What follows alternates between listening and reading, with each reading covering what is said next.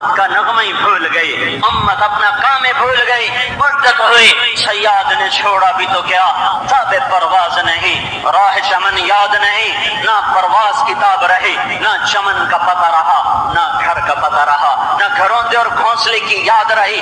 پنجرے نے ایسا جکڑا کہ دکان کوئی مقصد بنا لیا، فیکٹری کو مقصد بنا لیا، بنگلہ مقصد بن گیا، کرسی مقصد بن گئی، اسی کے گرد طواف کرتے کرتے کرتے صبح گزری، شامیں گزری، زندگی بیتی، شام ہوئی اور کندھوں پہ اٹھا اور مٹی کی چادر اوڑھ کے سویا، اور پھر ایسا بھلا دیا گیا کہ جن کو جانا تھا وہ بھی بھول گئے کہ کوئی ہمارا بھی باپ تھا، کوئی ہماری بھی ماں تھی۔ آپ کی عادت تھی جب فاقہ ہوتا تھا روزہ رکھ لیتے تھے، جب مل جاتا تھا کھا لیتے تھے۔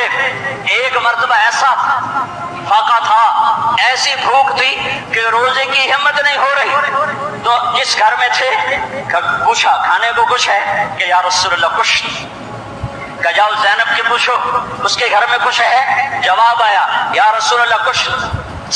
دوسری زینب سے پوچھو کھانے کو کچھ ہے کہ یا رسول اللہ کچھ نہیں۔ اچھا سودا کے گھر سے پوچھو کھانے کو کچھ ہے کہ یا رسول اللہ کچھ نہیں۔ اچھا جوہریہ سے پوچھو کھانے کو کچھ ہے کہ یا رسول اللہ کچھ نہیں۔ اچھا ام سلمہ کے گھر پتہ کرو کھانے کو کچھ ہے کہ یا رسول اللہ کچھ نہیں۔ کہ صفیہ سے پتہ کرو کھانے کو کچھ ہے کہ یا رسول اللہ کچھ نہیں۔ اچھا میمونہ کے گھر سے پتہ کرو کھانے کو کچھ ہے کہ یا رسول اللہ کچھ نہیں۔ کہ اچھا حفصہ کے گھر سے پتہ کرو کھانے کو کچھ ہے کہ یا رسول اللہ کچھ نہیں۔ کہ ام حبیبہ سے پتہ کرو کھانے کو کچھ ہے کہ یا رسول اللہ کچھ نہیں۔ عائشہ کے گھر سے پتہ کرو کھانے کو کچھ ہے یا رسول اللہ کچھ نہیں۔ ایسی بھوک تھی کہ پھر کہا اچھا جاؤ میری بیٹی فاطمہ کے گھر سے پوچھو شاید اس کے گھر کوئی روٹی کا ٹکڑا ہو، آج بھوک نے بے حال کیا ہوا ہے۔